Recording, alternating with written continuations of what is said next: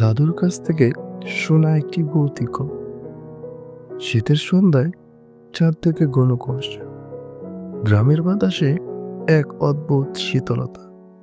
কেরোসিনের ল্যাম্পের আলো মিটমিট করে জ্বলছে। আমরা সবাই বসে আছি দাদুর বড় দালানের বারান্দায়। চায়ের কাপ হাতে নিয়ে দাদু গল্প করা শুরু করলেন। আমার ছোটবেলার কথাই বলছি। তখন আমি তোমাদের মতোই ছেলে মানুষ। আমাদের গ্রামের এক পুরনো বট গাছ ছিল। গাছটা ছিল গ্রামের একদম শেষ প্রান্তে। সেখানে গ্রামের মেঠো পথটা শেষ হয়ে জঙ্গলে মিশে যেত। সবাই বলতো ওই বট গাছ নাকি ভূত থাকে। আমাদের গ্রামে এক বুড়ো লোক ছিল, নাম ছিল হরিদাস কাকা। ভীষণ সাহসী মানুষ। দিন ভূতের গল্প বিশ্বাস করত না। একদিন সন্ধ্যাবেলা সবাইকে জিজ্ঞাসা করল, কে কে সাহস করে আমার সঙ্গে ওই পডকাস্টের তলায় যেতে চাও?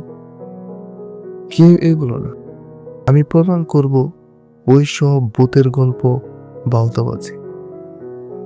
সেদিন রাতে প্রায় 10টা বাজে। পুরো গ্রাম ঘুমিয়ে গেছে।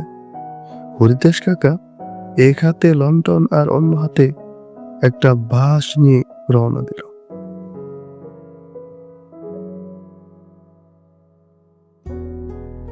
আশেপাশে সার অন্ধকার।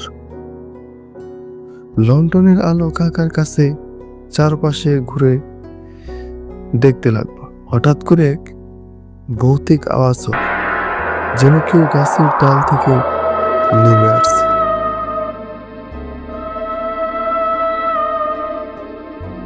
হরিদাস কাকা বাঁশটা শক্ত করে ধরল। হঠাৎ গাছের উপর থেকে একটা ছায়া মূর্তি নেমে